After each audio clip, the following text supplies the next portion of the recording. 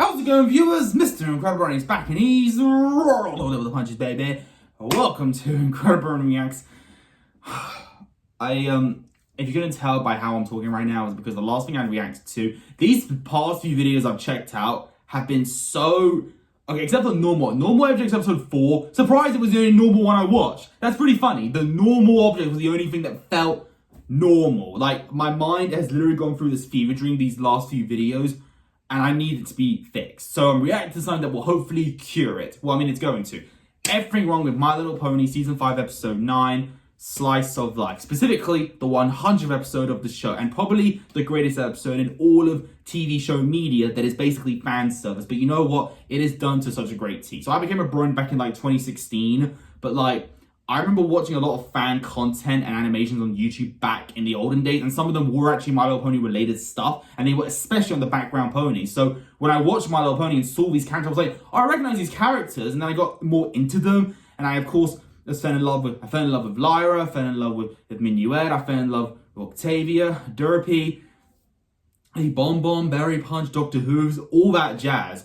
And of course, when you have to choose a favorite, in my case being Vinyl Scratch. And I know for a fact, Little Shy fan has made it clear that he absolutely adores Derpy. So this is probably his favorite episode of the entire show. And you know what? I just think this is a fantastic episode overall, and it makes anyone smile. Even if you're not a massive fan of My Little Pony, this will still be a fun watch for you. It really would. So viewers, let's not waste any time and just get into this and see how many sins you can add. Because really, there's really no sins for this episode, at all, if I'm being honest.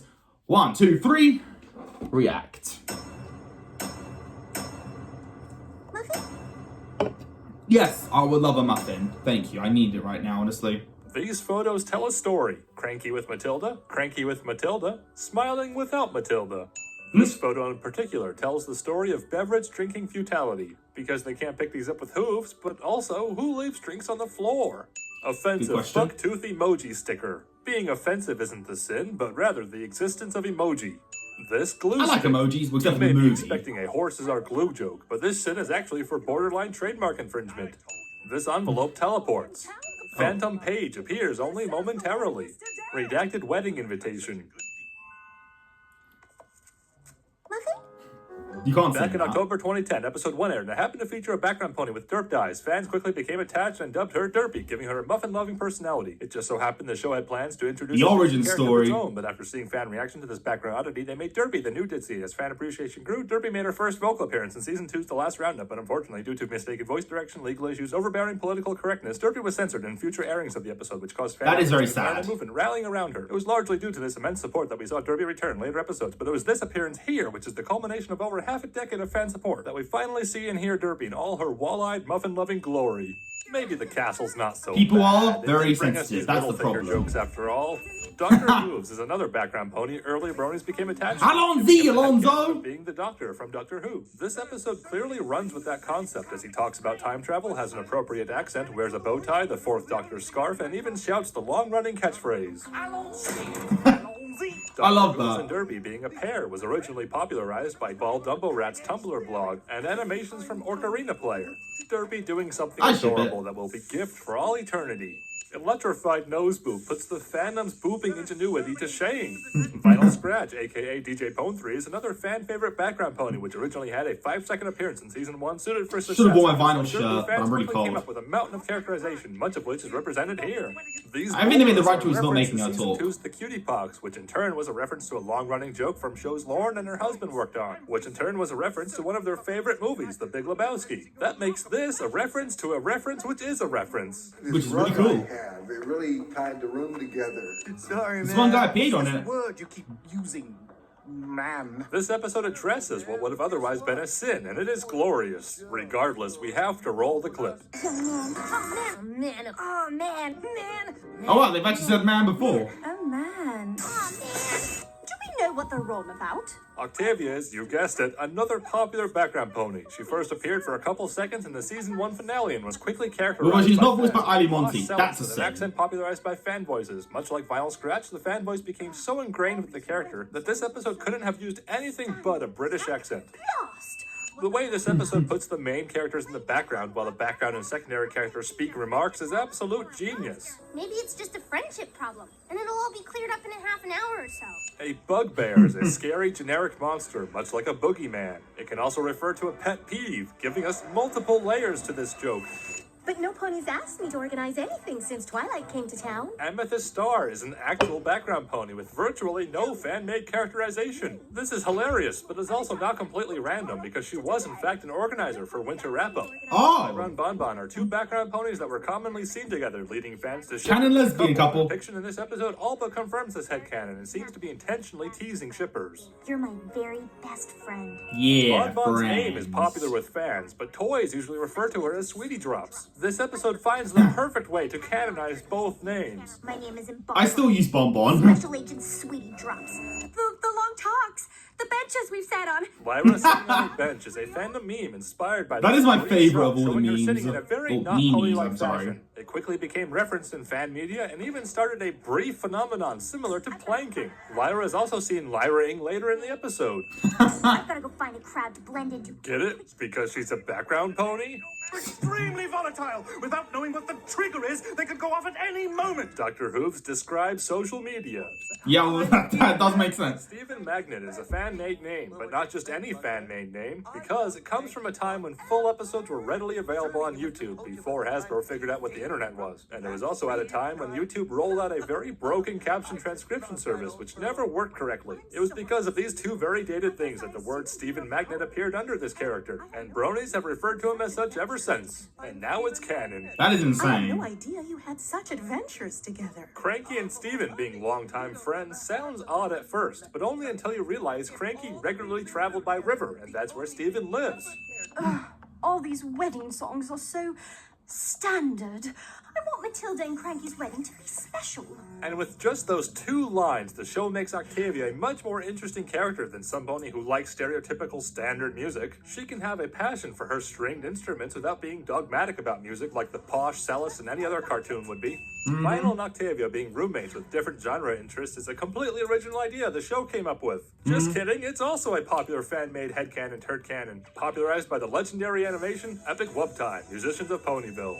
Jumping the I haven't shark ever is seen praised that to video, but I've indicate seen dramatic change for a show, thumbnails of usually that. for the worse and usually because the writers are out of ideas. The accuracy of this pun is up for debate, but its inclusion is hilarious nonetheless.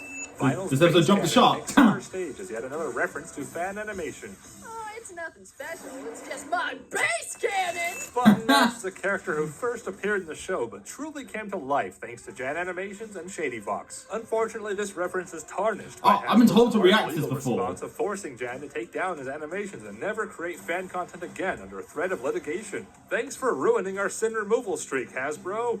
All hail the glorious Twycane. This freeze frame is actually in the episode, and it features some of the wonderful people who make the show happen. Gummy's not a brain. I've heard that. That's really He's just cool. a really deep thinker. Hashtag save Hayseed Turnip Truck. Yes! What do you mean you I see turnip I truck! thought you were bringing it. Celestia and Luna bickering like children despite being thousands of years old is hilarious. Our friends have done it. They've defeated the bugbear. The episode sticks to its background-foreground switch-up so well that we don't even see how the main six defeated the monster. It's all delightfully inconsequential. You know, That's what makes it those interesting. Imported oats you were saving for a special occasion. I cooked them up and ate them. Lyra, that kills I people! kind of cooked them up and ate them. I choose to believe this reference is intentional. You should Stephen watch Magnet's Ponies with Hats, Pinky it's really mustache funny. is a wonderful reference to the show's premiere. Oh, set mayor. Derpy really is the best. It's She remarkable really is, honestly. how a story like Cranky's search for Matilda. The fact they don't waste time bringing people. In my on next screen reaction is videos, further I will proof this episode's filled with I'll wear the fans, derby shirt. I as will. if it wasn't obvious enough already. This moment made waves in the fandom when it happened. Although looking back with all the changeling developments, it makes total sense. Maybe that was A 4 noble acts. companion of the Doctor is named Rose. I really wanted to add a sin here for the refusal to recognize Derpy's true name. But if you think about it, it is probably a trademark issue preventing the word Derpy from being used, which means a reference to the fan-made characterization of Derpy loving muffins is the next best credit she could have received. Honestly, that could be the nickname the doctor calls her, to be honest. Let's just say that. You know what? I like that. Negative sins. Perfect. If slice of life happened today, you know what? We need to go back and look at that. We need to like study that.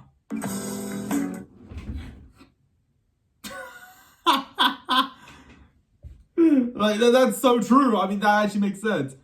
Yeah, the funny Starlight Glimmer face, Twilight going, Puddin', Evil Luna from season 9, the body pillow, the anime. Yo, Autumn Blaze! Yes, I love Autumn Blaze. I really wish we brought her back for another episode. Yeah, this is pretty accurate. Actually, let's make a good thumbnail shot. We could go there with the thumbnail. You know what? That video really was so cute, and it made me feel better than the last videos I reacted to. And honestly, an episode all around for not just fans in general, but just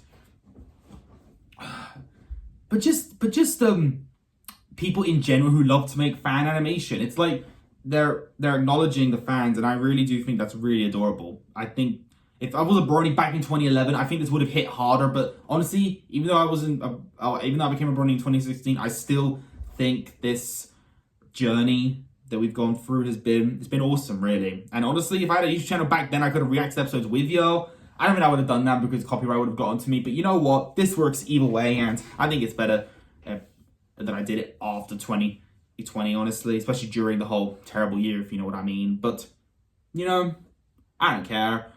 Awesome show, awesome Bronies. You're awesome. This video was awesome, and Little Shy FAM could not have been any happier.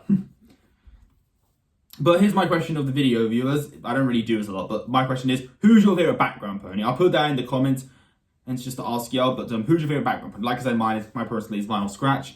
And viewers, I shall see you all in the next day of recording. Well, actually, no, we have a voice activity to do for a subscriber of mine, so I'll be there in a minute. Either way, viewers, love you all. See you all in the next day of recording.